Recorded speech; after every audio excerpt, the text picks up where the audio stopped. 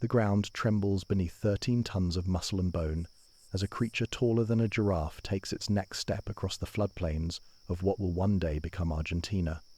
Each footfall leaves a crater-sized impression in the muddy riverbank, deeper than a bathtub, wide enough to swallow a small car. This is 95 million years ago, during the Middle Cretaceous period, and the largest bipedal predator in Earth's history is on the hunt. What you think you know about the biggest animals to ever walk on two legs is probably wrong.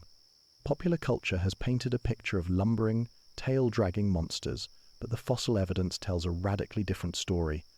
The largest bipeds weren't clumsy giants stumbling through prehistoric swamps.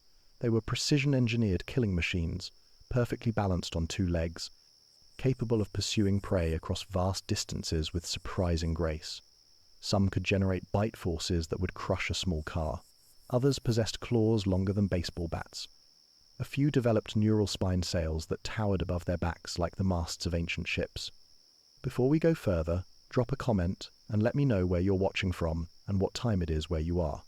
And if you're enjoying this journey back to when giants ruled the earth, smash that like button and subscribe. There's so much more to uncover.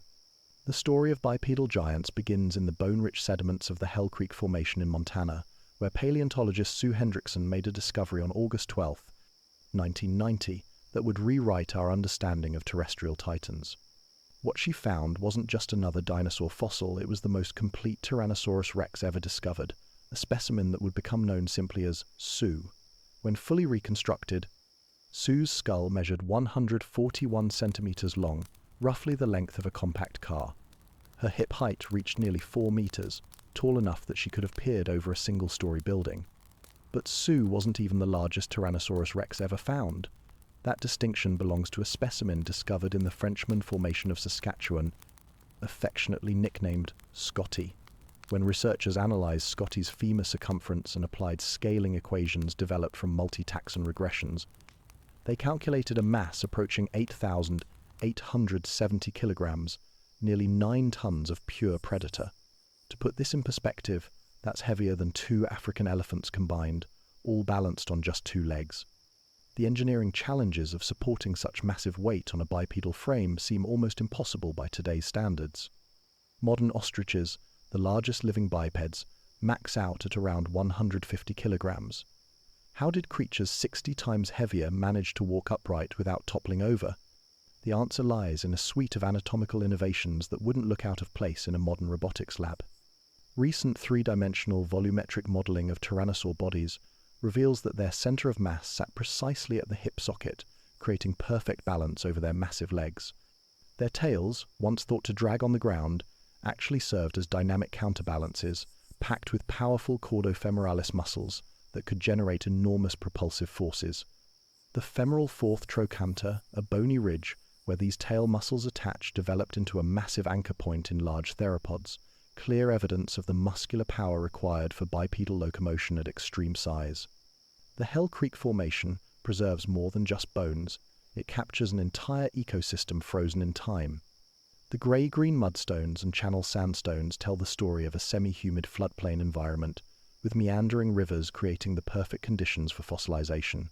When these giants died, their bodies were quickly buried in sediment, preserving not just their bones, but evidence of their behavior, their injuries, and even their last meals.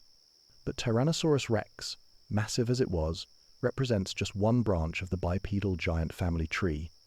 Across the globe, other continents were producing their own versions of two-legged titans, each adapted to different environments and prey. In the red sandstones of Argentina's Candeleros Formation, an even larger predator was evolving, one that would challenge everything we thought we knew about the upper limits of bipedal size. What secrets do these ancient bone beds hold about the biomechanics of gigantism? How did natural selection push the boundaries of what's physically possible for a two-legged animal? The fossilized footprints scattered across multiple continents suggest these weren't lumbering behemoths, but surprisingly agile hunters, capable of coordinated pack behavior and sustained pursuit of prey. The answers emerging from cutting-edge research are rewriting the textbooks, revealing a world where the laws of physics met the relentless drive of evolution to create impossibilities made flesh.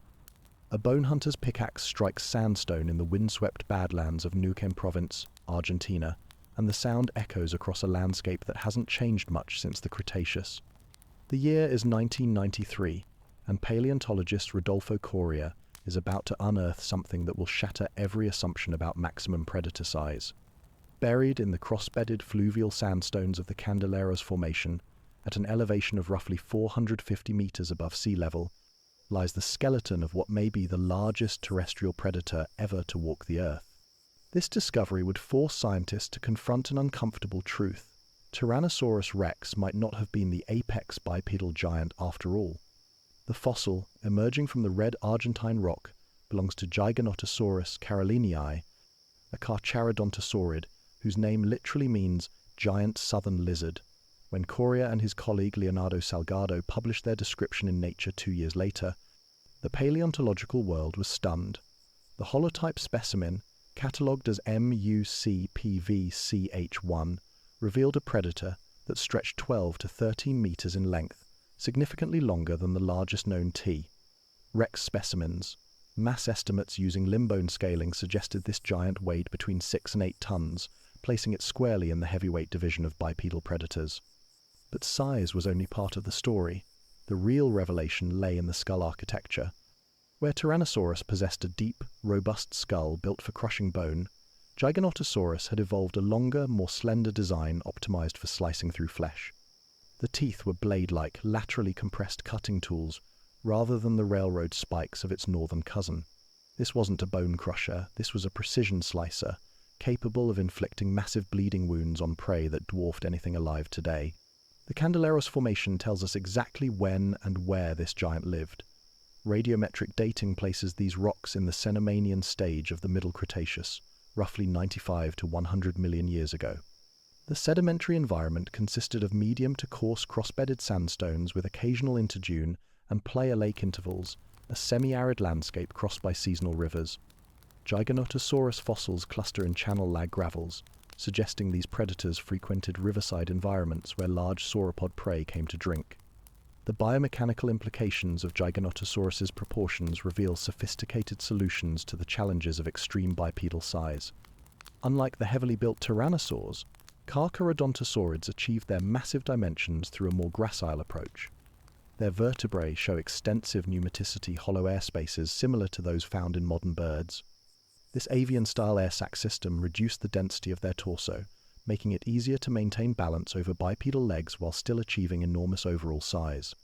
Computer modeling of Giganotosaurus's center of mass reveals the same precise engineering found in other giant theropods.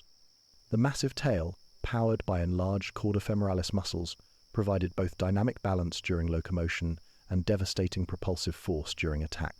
The hip socket orientation and pelvic architecture leave no doubt about this animal's commitment to bipedal stance. There are no weight-bearing adaptations in the forelimbs, no articular surfaces designed for quadrupedal support. But Giganotosaurus wasn't hunting alone.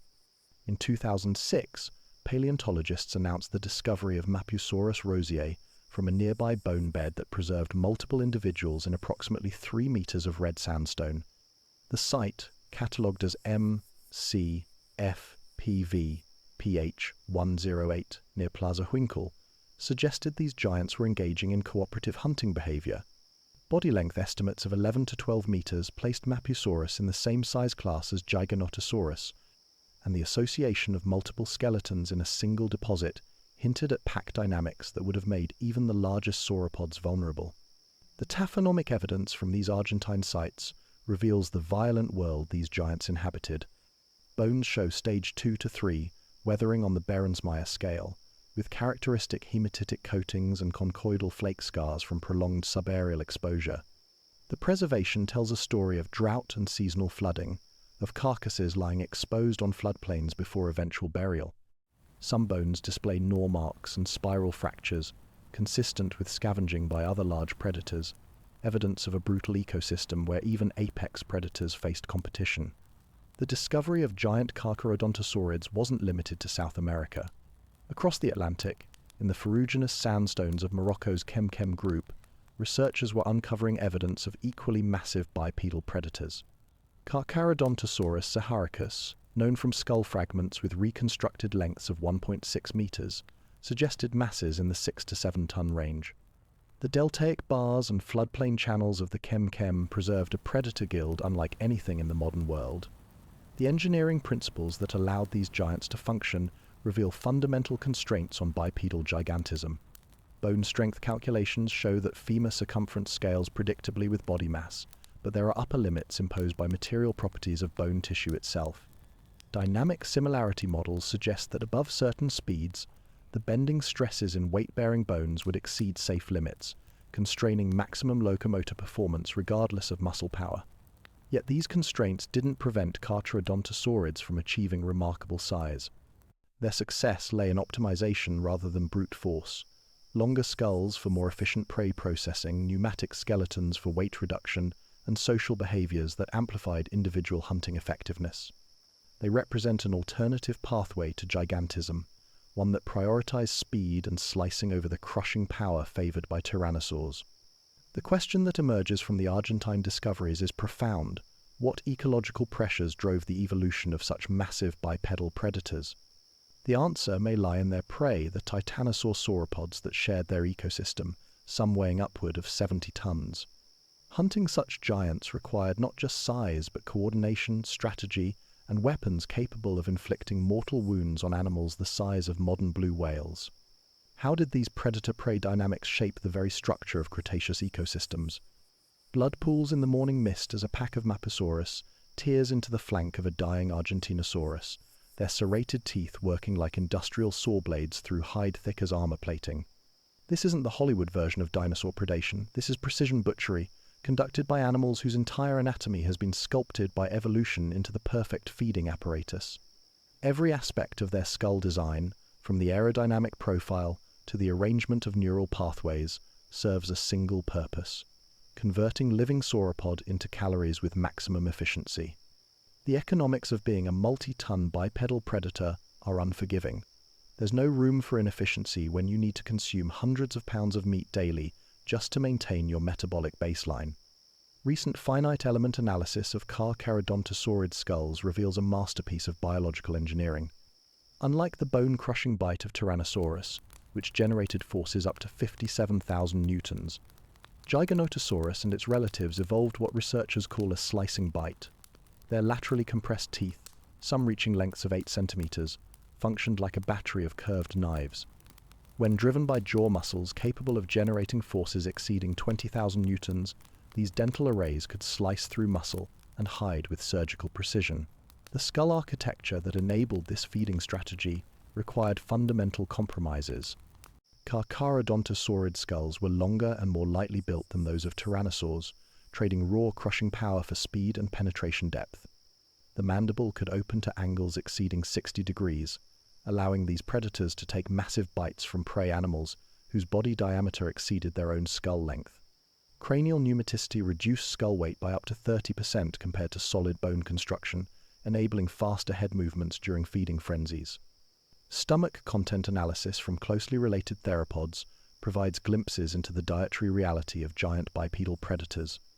Gastroliths stomach stones used for processing plant material, found with some specimens, suggest these weren't pure carnivores but opportunistic omnivores, capable of supplementing their diet with vegetation when prey was scarce.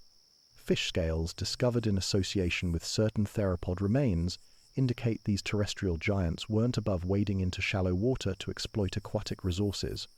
The energetics of supporting an 8-ton bipedal frame created metabolic constraints that shaped every aspect of these animals' lives. Modern estimates suggest a large theropod required between 20 and 40 kilograms of food per day, depending on metabolic rate and activity level.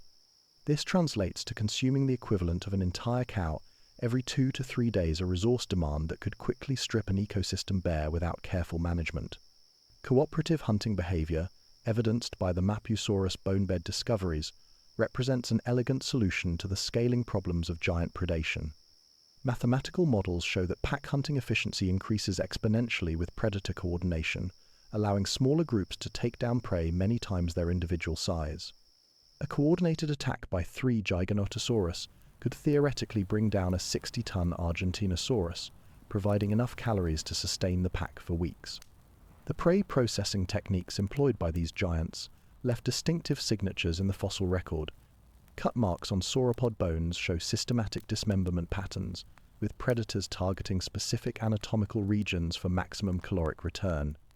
Neck vertebrae show characteristic V-shaped bite marks, where predators severed major blood vessels. Limb bones display spiral fractures consistent with marrow extraction, evidence that these predators were utilizing every available calorie from their kills. Seasonal variation in prey availability drove adaptive behaviors that pushed the limits of bipedal locomotion. During dry seasons, when sauropod herds concentrated around permanent water sources, giant theropods could afford to be ambush predators, using their size and power to overwhelm prey at close range. But during the wet season, when prey dispersed across the landscape, these same predators had to become pursuit hunters, capable of covering vast distances on two legs while tracking scattered herds. The fossil record from multiple continents reveals evidence of long-distance travel by giant theropods. Trackway sites separated by hundreds of kilometers show identical gait patterns and step lengths, suggesting individual animals or groups covered enormous territories in search of prey. Hip height calculations based on footprint dimensions, using the established formula that hip height equals 4 times footprint length, confirm that tracks measuring 60 to 80 centimeters were made by animals with hip heights of 2.4 to 3.2 meters, matching skeletal estimates for the largest known bipedal predators. Scavenging played a crucial role in the feeding ecology of giant bipedals. Isotope analysis of tooth enamel shows dietary signatures consistent with both fresh kills and carrion consumption. The robust construction of their skulls and teeth suggests these predators could process carcasses in various stages of decay, extracting nutrition from resources that smaller predators couldn't access. This scavenging capability provided a buffer against the boom and bust cycles of active hunting, allowing giant predators to survive periods when live prey was scarce. The taphonomic record preserves evidence of feeding hierarchies within predator communities. Bite marks on theropod bones themselves reveal instances of cannibalism and interspecific competition. Size-graded tooth marks suggest a clear pecking order, with the largest predators claiming first access to kills while smaller theropods scavenged the remains. This hierarchical system maximized ecosystem carrying capacity while minimizing direct conflict between giant predators. Competition for resources drove innovation in feeding strategies. Some theropod lineages evolved extreme fall-in reduction, freeing up metabolic resources for head and jaw development. Others developed elongated necks for accessing internal organs of large carcasses. The diversity of feeding adaptations among giant bipedal predators reveals an ecosystem under constant selective pressure, where even small advantages in feeding efficiency could determine survival. The preservation of coprolites fossilized feces from large theropods provides direct evidence of digestive capabilities. Chemical analysis reveals bone fragments, plant material, and fish scales processed by digestive systems capable of extracting nutrients from diverse food sources. The volume of individual coprolites, some exceeding 40 centimeters in length, confirms the massive caloric throughput required to fuel giant bipedal metabolism. But feeding was only one challenge these giants faced. The biomechanical constraints of moving 8 tons of predator across varied terrain while maintaining the balance and agility necessary for successful hunting would test the limits of what evolution could achieve on a bipedal frame.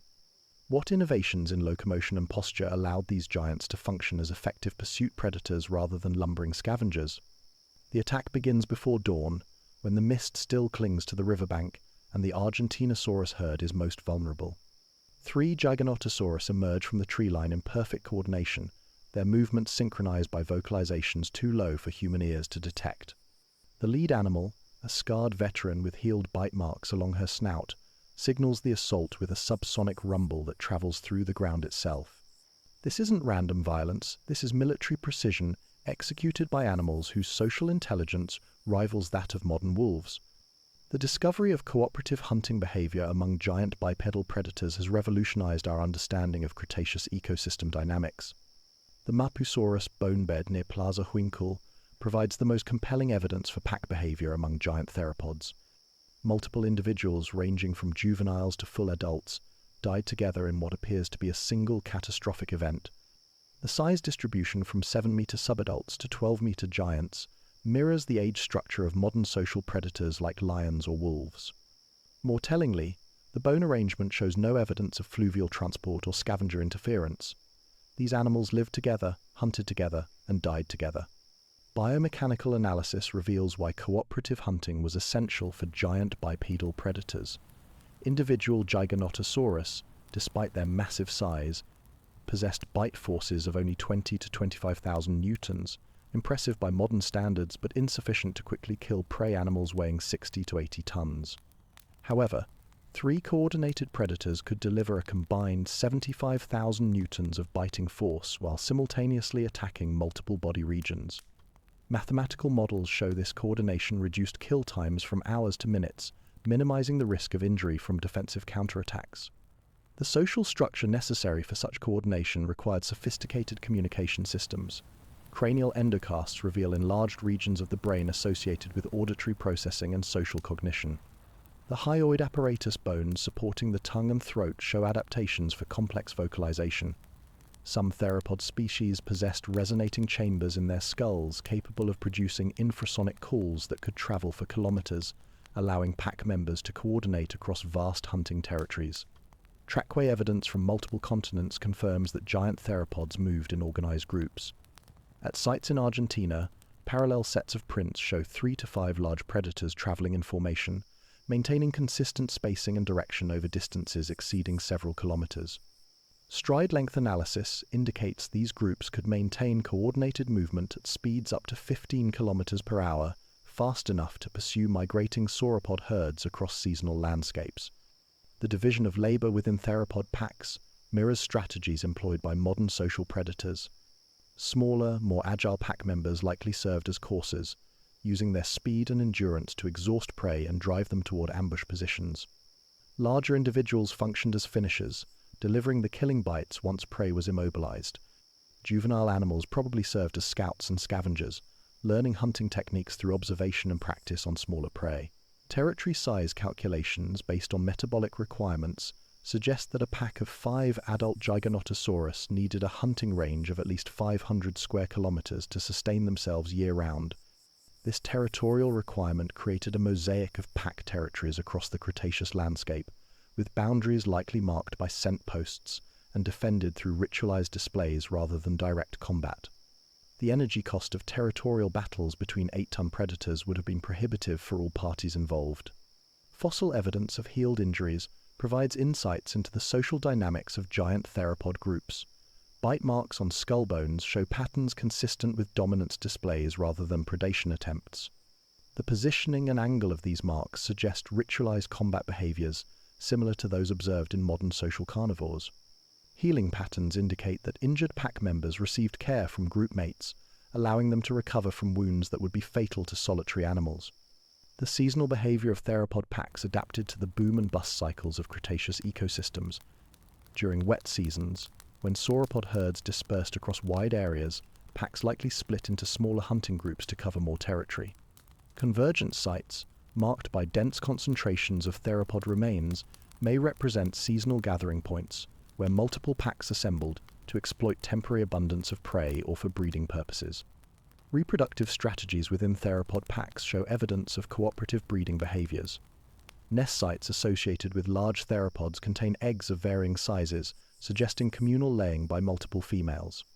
The discovery of adult theropod remains associated with juvenile fossils indicates extended parental care, with pack members sharing responsibility for protecting and feeding young animals. This cooperative breeding system would have been essential for raising offspring in an environment where juvenile predators faced constant threats from other large carnivores. Competition between theropod packs created selective pressure for increasingly sophisticated hunting strategies. Archaeological evidence suggests some groups developed tool use, employing rocks or wooden stakes to immobilize prey. Others evolved specialized roles within the pack, with different body types optimized for specific aspects of the hunting sequence. The diversity of theropod morphologies within single formations reflects this specialization pressure. Inter-pack conflict, when it occurred, was devastating. Battle sites identified by concentrations of damaged theropod remains show evidence of combat between groups of giant predators.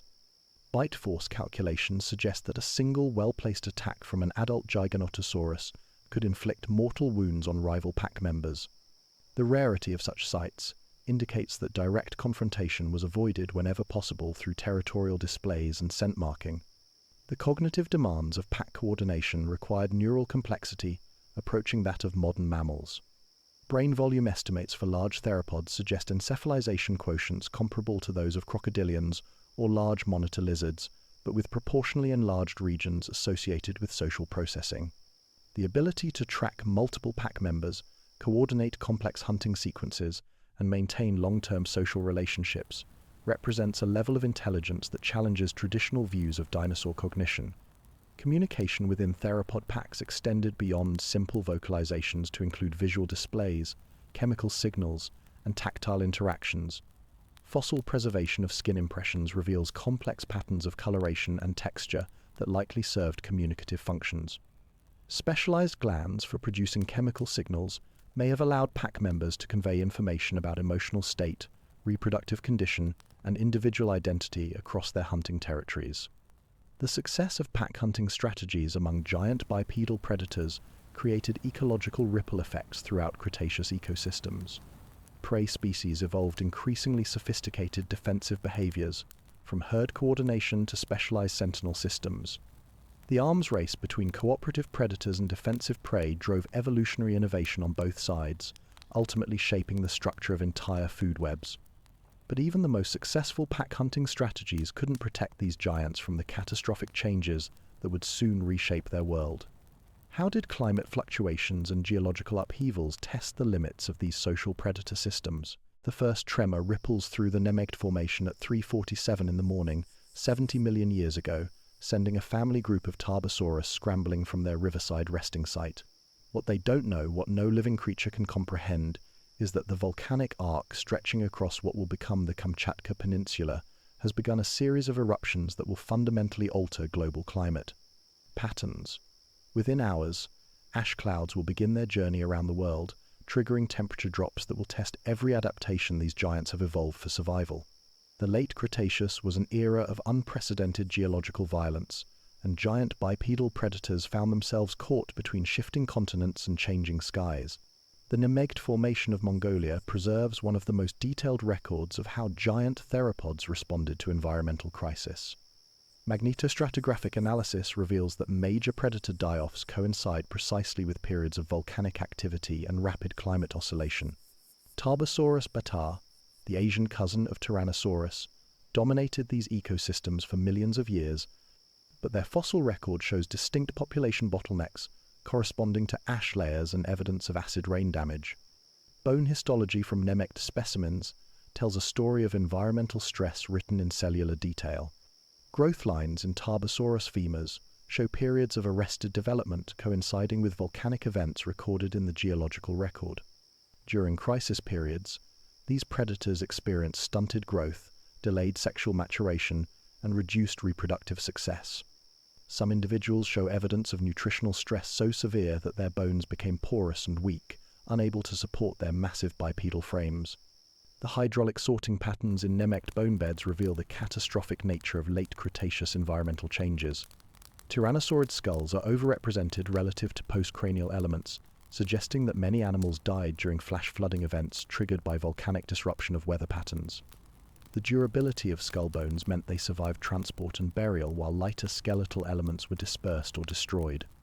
These taphonomic signatures paint a picture of ecosystems under constant assault from geological forces. Stable isotope analysis of Tarbosaurus tooth enamel provides direct evidence of dietary stress during crisis periods. Carbon isotope ratios show dramatic shifts corresponding to volcanic events, indicating that primary productivity collapsed and food webs restructured rapidly.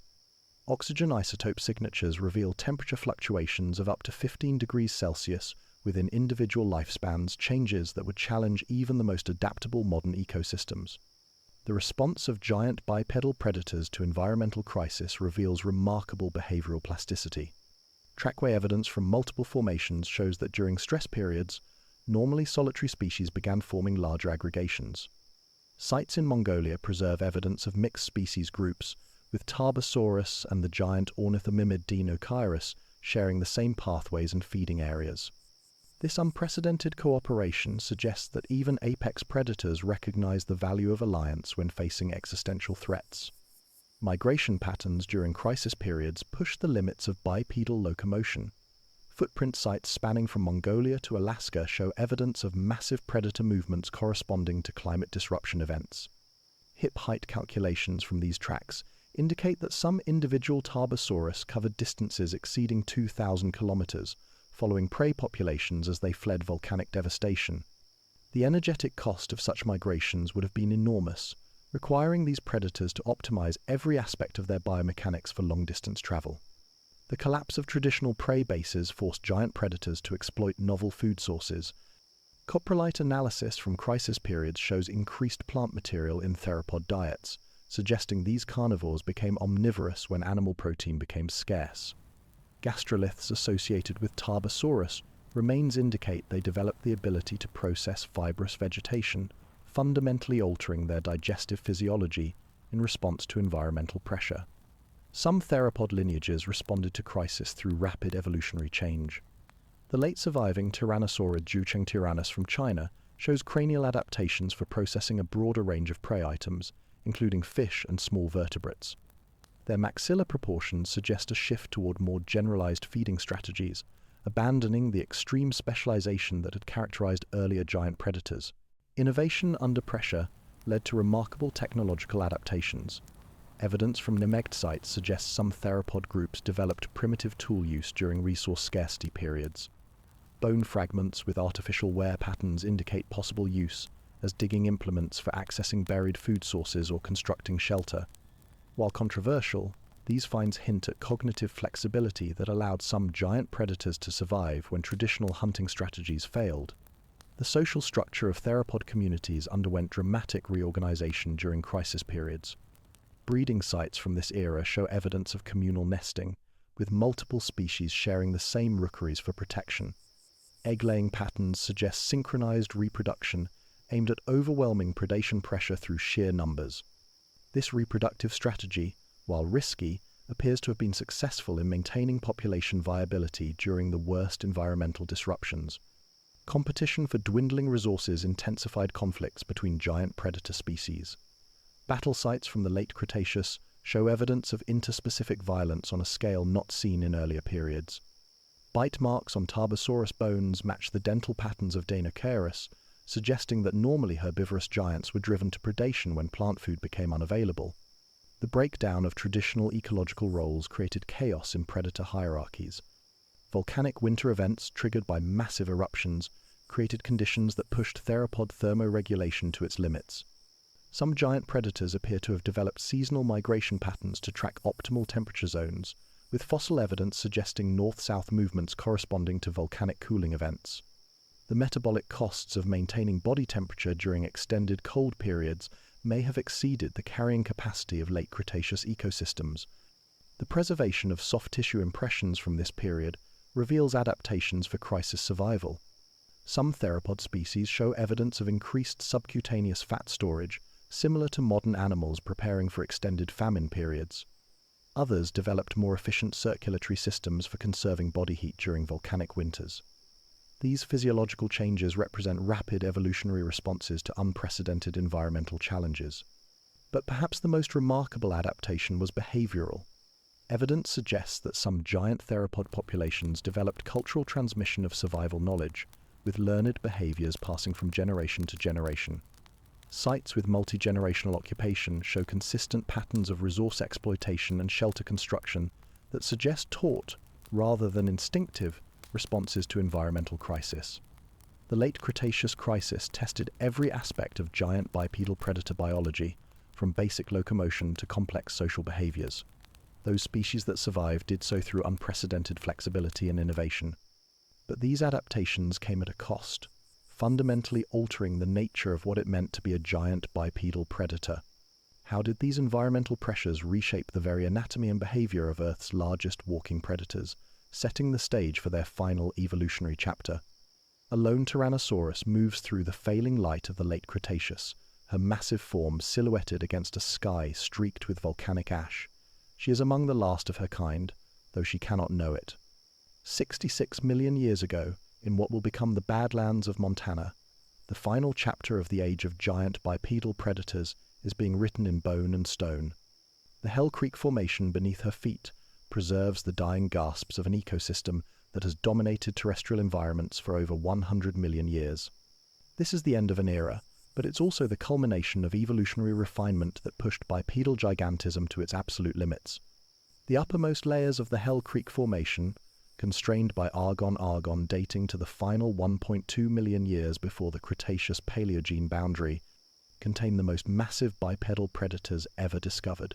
These aren't the first giant theropods, but they represent the final optimization of body plans that had been refined across tens of millions of years. Scotty, the largest confirmed Tyrannosaurus specimen, lived during this terminal period, his 8,870 kilogram frame representing the absolute peak of what evolution could achieve on a bipedal chassis. The biomechanical innovations that enabled such extreme size were the product of relentless evolutionary pressure. Computer modeling reveals that late Cretaceous tyrannosaurs had achieved near-perfect engineering solutions to the challenges of bipedal gigantism. Their center of mass calculations show positioning accurate to within millimeters of optimal balance. The arctometatarsus condition a specialized foot architecture, where the middle metatarsal is pinched between its neighbors and reduce stress concentrations in the feet while improving cursorial efficiency. Bone microstructure analysis reveals that these final giants had developed growth strategies unprecedented in vertebrate evolution. Histological examination of tyrannosaur femurs shows rapid bone deposition during the 14 to 18-year growth phase, followed by asymptotic mass achievement around 20 to 25 years of age. This growth pattern allowed individuals to reach massive size while maintaining the bone density necessary for bipedal locomotion.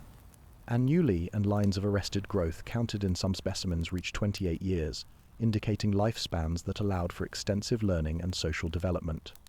The hunting capabilities of these terminal giants were refined to surgical precision.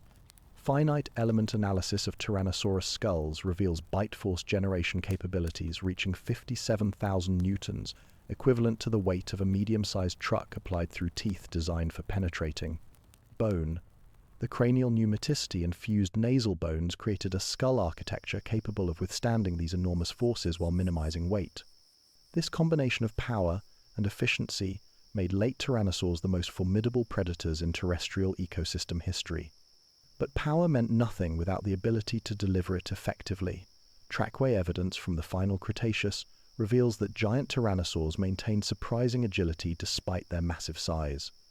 Stride length analysis indicates walking speeds of 4 to 7 km per hour, with maximum sustainable speeds reaching 25 to 30 km per hour. Dynamic similarity calculations suggest that above these speeds, tibial bending would exceed safe limits, but within their operational envelope, these giants moved with the fluid efficiency of much smaller predators. The prey that shaped these ultimate predators were equally impressive. The Hell Creek Formation preserves evidence of Triceratops herds numbering in the hundreds, their massive skulls and defensive formations creating challenges that required every ounce of tyrannosaur hunting sophistication. Bite marks on Triceratops bones show systematic attack patterns, with predators targeting specific anatomical weak points to disable prey efficiently. The evolutionary arms race between predator and prey had reached a deadly equilibrium. Social behavior among terminal tyrannosaurs shows evidence of unprecedented complexity. The discovery of multiple tyrannosaur skeletons in close association suggests these apex predators had developed sophisticated territorial arrangements that minimized direct conflict while maximizing hunting efficiency. Healed bite marks on skulls show patterns consistent with ritualized combat rather than predation attempts, indicating dominance hierarchies that allowed multiple giants to coexist in the same ecosystem. The late Cretaceous landscape that supported these giants was itself reaching a breaking point. Magnetostratigraphic analysis of Hell Creek sediments reveals increasing volcanic activity and climate instability in the final million years before the boundary event. Temperature fluctuations of unprecedented magnitude stressed ecosystems already pushed to their carrying capacity by giant predator populations. The very success of bipedal gigantism may have made these ecosystems more vulnerable to catastrophic collapse. Migration patterns during this terminal period show evidence of continental-scale movements as giant predators tracked dwindling prey populations. Trackway sites from Canada to Mexico preserve footprints of the same tyrannosaur species, suggesting individual animals or groups covered distances exceeding 3,000 kilometers. The energetic demands of such migrations would have required perfect coordination between predator movements and prey availability, a balance increasingly difficult to maintain as ecosystems destabilized. The diversity of giant bipedal predators during the terminal Cretaceous represents the final flowering of theropod evolution. Alongside the Tyrannosaurs, other lineages achieved remarkable size through alternative strategies. Dinosaurus mirificus from Mongolia reached 11 meters in length and 6.4 tons in mass while maintaining obligate bipedality despite its herbivorous diet. The deep neural spine, sail, and specialized hind limb proportions of this gentle giant show that bipedal gigantism could evolve along multiple pathways. Innovation under pressure led to remarkable anatomical experiments among the final giants. Therizinosaurus chelonoformis possessed ungual claws reaching 50 to 70 centimeters in length, longer than most humans are tall, while maintaining the pelvic orientations and pedal anatomy necessary for obligate bipedality. These plant-eating giants represent perhaps the most extreme example of bipedal gigantism, achieving massive size through herbivory rather than predation. The preservation quality in terminal Cretaceous formations allows unprecedented insights into the soft tissue anatomy of giant bipedals. Skin impressions reveal complex integumentary structures, including primitive feather-like filaments that may have served thermoregulatory functions. These discoveries suggest that even the largest predators maintained physiological connections to their smaller, more derived relatives, evolutionary links that would prove crucial for survival through the coming crisis. But survival was becoming increasingly difficult. The fossil record shows declining diversity among giant bipedal predators in the final 500,000 years of the Cretaceous. Competition for resources intensified as climate changes reduced ecosystem productivity. Evidence of nutritional stress appears in bone histology from this period, with growth interruptions and pathological conditions becoming increasingly common. The terminal Cretaceous giants represent the evolutionary peak of what was possible for bipedal predators under Mesozoic conditions. Their anatomy, behavior, and ecological relationships had been refined across millions of years to achieve maximum efficiency within the constraints of their environment. They were perfect predators for their world, but their world was about to change in ways that would test every adaptation they had evolved. The asteroid that would end their reign was already racing through space, carrying with it the power to reshape continents and rewrite the rules of life on Earth. What lessons do these ultimate bipedal giants hold for understanding the limits of life itself? Section 7. The Survivors. The impact site at Chicxulub has been silent for 66 million years, but its effects still echo through every ecosystem on Earth. While the giant bipedal predators of the Mesozoic perished in fire and darkness, other lineages, smaller, more adaptable, equally committed to two-legged locomotion, found ways to survive the catastrophe that ended the age of dinosaurs. In the aftermath of the Great Dying, as forests burned and temperatures plummeted, the future of bipedal gigantism would be written by creatures whose ancestors once shared the sky with pterosaurs. The story of post-impact bipedal giants is a tale of innovation rising from the ashes of extinction. Birds, the direct descendants of theropod dinosaurs, carried the genetic blueprint for bipedal locomotion through the Cretaceous-Paleogene boundary and into a transformed world. While their Mesozoic ancestors had achieved sizes measured in tons, the survivors faced environmental constraints that initially favored smaller body plans. But evolution abhors a vacuum, and within 20 million years of the impact, avian lineages began exploring the possibilities of flightless gigantism. The island ecosystems of the Cenozoic provided perfect laboratories for bipedal evolution. Madagascar, isolated from mainland Africa since the Cretaceous, became home to the elephant bird's massive ratites that would eventually challenge even the largest theropods for the title of ultimate biped. Vorombe titan, described from fossils discovered in the Central Highlands, reached masses of 650 to 730 kilograms based on femur and tibiotarsus scaling relationships. Standing 3 meters tall with neck extended, these giants represented a return to truly impressive bipedal size. The biomechanical challenges faced by elephant birds required solutions that differed fundamentally from their dinosaurian predecessors. Unlike theropods, which balance massive heads and necks with equally massive tails, elephant birds concentrated their body mass in a compact torso, positioned directly over powerful legs. Pelvic analysis reveals adaptations for bearing enormous loads, while maintaining the rapid acceleration necessary for escaping predators. Their wing bones, though flightless, served as dynamic stabilizers during high-speed locomotion across Madagascar's varied terrain. New Zealand's moa represented another experiment in post-Cretaceous bipedal gigantism. Dinosaurus robustus, the largest species, stood 3 to 3.6 meters tall with neck extended and weighed 200 to 230 kilograms.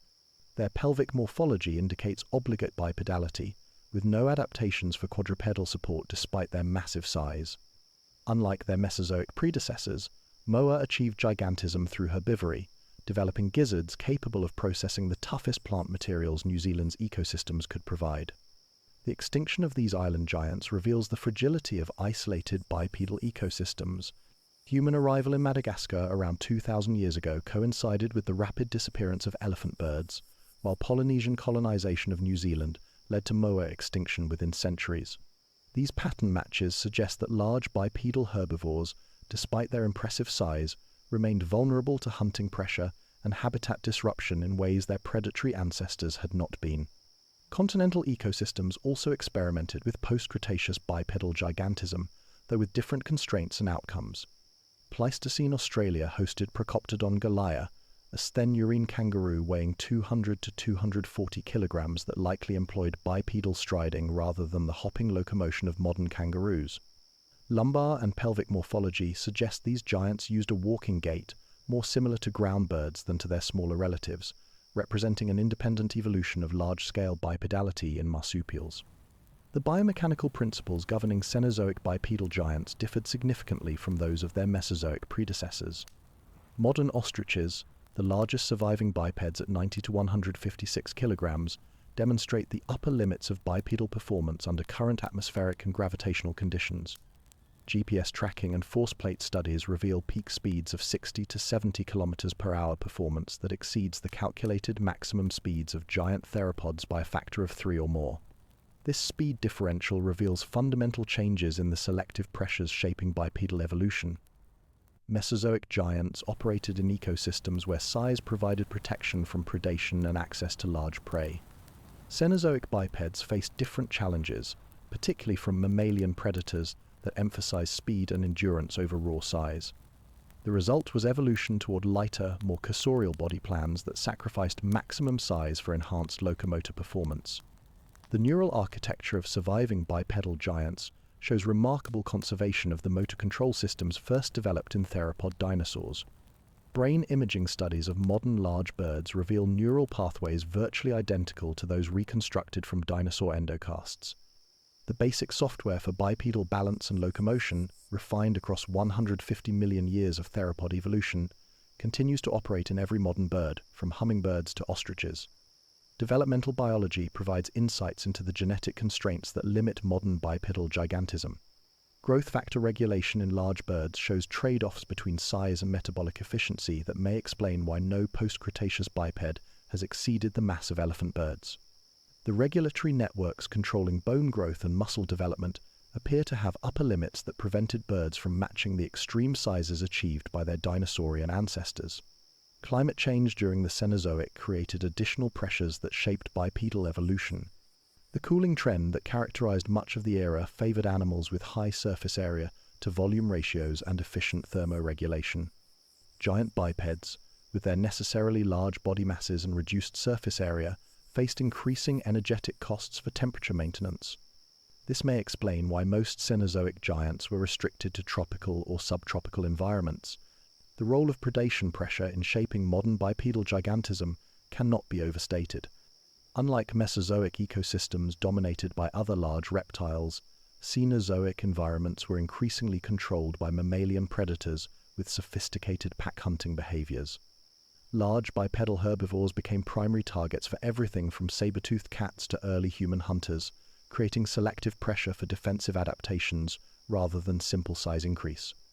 Island dwarfism and gigantism effects provide natural experiments in bipedal evolution under reduced predation pressure. Madagascar's elephant birds and New Zealand's moa achieved their impressive sizes, partly because these islands lacked large mammalian predators until human arrival. The rapid evolution of gigantism in these isolated populations demonstrates the potential for bipedal size increase when ecological constraints are relaxed. The preservation of ancient DNA in some Cenozoic giant birds offers unprecedented insights into the genetic basis of bipedal gigantism. Mitochondrial DNA sequences from Moa remains reveal rapid evolutionary changes in genes controlling growth hormone production and bone mineralization. These genetic modifications appear to have been necessary prerequisites for achieving large size while maintaining bipedal locomotion. Modern conservation efforts for remaining large bipeds highlight the ongoing challenges these animals face. Ostrich populations, while stable in captivity, struggle in wild environments increasingly dominated by human activity. Their requirement for large territories and specific habitat conditions makes them vulnerable to landscape fragmentation in ways that smaller animals can more easily tolerate. The study of Cenozoic bipedal giants reveals fundamental principles about the evolution of large-scale terrestrial locomotion. Size increases require coordinated changes across multiple body systems, from cardiovascular function to neural control networks. The fossil record shows that achieving truly massive size while maintaining bipedal efficiency represents one of evolution's most significant challenges. But perhaps the most important lesson from post-Cretaceous bipedal evolution is the demonstration that the basic body plan developed by Mesozoic theropods contained enough flexibility to generate entirely new forms of gigantism. The genetic and developmental toolkit that produced Tyrannosaurus rex also gave rise to elephant birds, moa, and the diverse array of modern large birds. This evolutionary continuity links the giants of the past directly to the species we can observe today. The story of bipedal gigantism didn't end with the asteroid impact, it simply took new forms, adapted to new challenges, and continued the eternal evolutionary experiment of life, pushing against the boundaries of what physics and chemistry will allow. What does this unbroken chain of bipedal innovation tell us about the future possibilities for large-scale terrestrial locomotion? The last wild moa fell to a Maori hunters' club sometime in the 15th century, its 3-meter frame crashing to the forest floor with a sound that echoed across New Zealand's South Island valleys. With that final impact, an evolutionary experiment that had lasted 150 million years reached its modern terminus. Today, no truly giant bipeds walk the earth. The largest living examples max out at ostrich size, mere shadows of the titans that once dominated terrestrial ecosystems. But their legacy lives on in ways both obvious and subtle, written into the very architecture of life itself.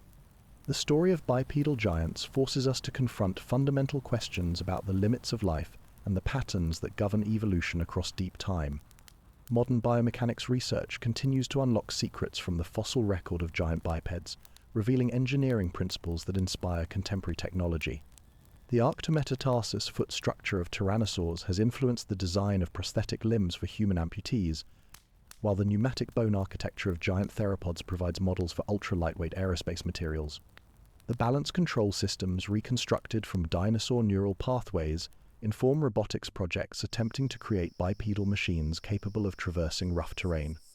The physiological constraints that limited ancient bipedal gigantism remain relevant to understanding modern animal size distributions.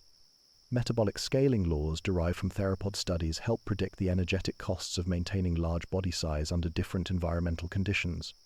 Climate change models incorporate these relationships to forecast how warming temperatures might affect the maximum sustainable size for terrestrial vertebrates in coming centuries. Conservation biology has learned crucial lessons from the extinction patterns of giant bipeds. The rapid disappearance of island giants following human colonization provides sobering parallels for modern endangered species facing habitat fragmentation and hunting pressure. Protection strategies for surviving large birds incorporate insights from moa and elephant bird ecology, emphasizing the importance of maintaining large, connected territories for species with inherently low population densities. The genetic toolkit that enabled Mesozoic bipedal gigantism persists in modern bird genomes, occasionally producing individuals that approach the size ranges of their ancient relatives. Selective breeding programs have created domestic fowl approaching 50 kilograms in mass, while wild populations sometimes show rapid size evolution in response to environmental changes. These observations suggest that the potential for bipedal gigantism remains latent in avian lineages, constrained primarily by ecological rather than genetic factors. Paleogenomics research is beginning to reconstruct the molecular basis of giant theropod physiology. Protein sequences extracted from well-preserved fossils reveal details about growth hormone regulation, bone mineralization pathways, and muscle fiber composition in ancient giants. While controversial, these molecular fossils provide direct evidence for the biochemical mechanisms that enabled animals to achieve sizes impossible for modern bipeds. The extinction of giant bipeds created ecological opportunities that shaped the subsequent evolution of terrestrial ecosystems. The absence of large bipedal herbivores may have contributed to the success of grazing mammals during the Cenozoic, while the disappearance of giant predatory bipeds allowed mammalian carnivores to occupy niches previously dominated by theropods. Understanding these ecological transitions helps predict how modern ecosystem disruptions might cascade through food webs. Climate paleontology reveals the environmental conditions that supported giant bipedal ecosystems.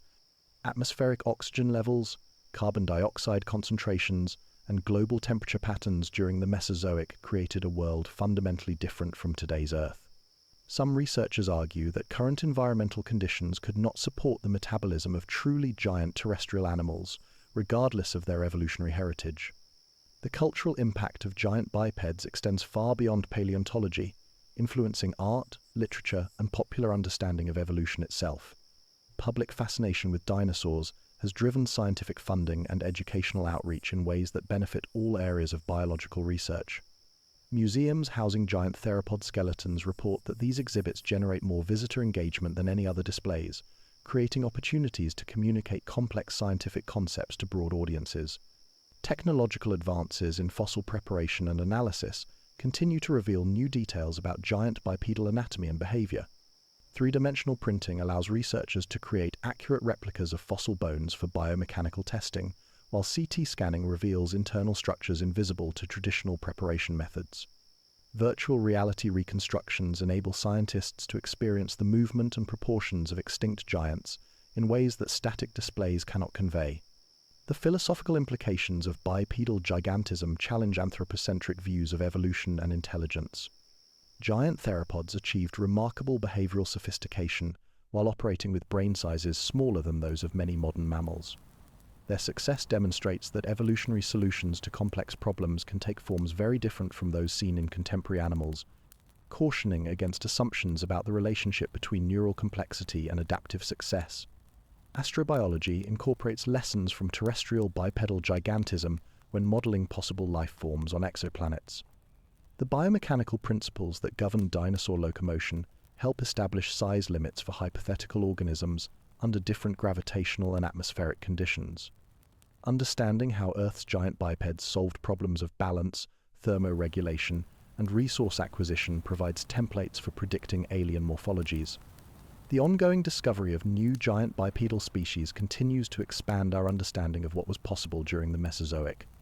Recent finds from Argentina, China, and Africa reveal previously unknown experiments in bipedal gigantism, each with unique solutions to the challenges of large-scale terrestrial locomotion. These discoveries remind us that the fossil record remains incomplete and that our understanding of ancient ecosystems continues to evolve. Educational applications of giant bipedal research demonstrate the power of charismatic megafauna to engage student interest in science. Biomechanics courses use tyrannosaur locomotion as case studies for teaching principles of physics and engineering, while evolutionary biology classes explore the adaptive radiations that produce diverse giant theropod lineages. The tangible nature of giant fossils makes abstract scientific concepts concrete and memorable for learners of all ages. The economic value of giant bipedal fossils raises complex questions about scientific ownership and public access to natural heritage. Auction prices for exceptional specimens can reach millions of dollars, creating incentives for commercial fossil collection that may compete with scientific research priorities. Balancing the legitimate interests of private collectors with the need for scientific study and public education remains an ongoing challenge for the paleontological community. Future research directions in giant bipedal studies will likely focus on integration across multiple scales, from molecular evolution to ecosystem dynamics.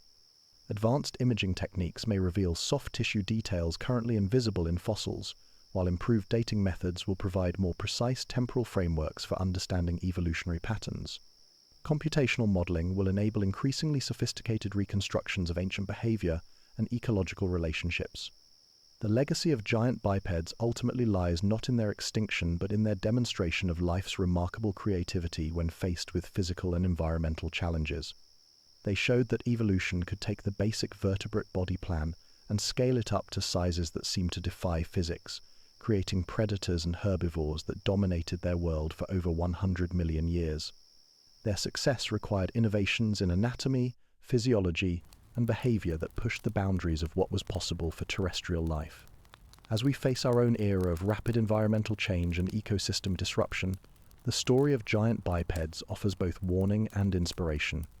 Their extinctions remind us of the fragility of even the most successful evolutionary experiments, while their achievements demonstrate the incredible adaptive potential inherent in life itself.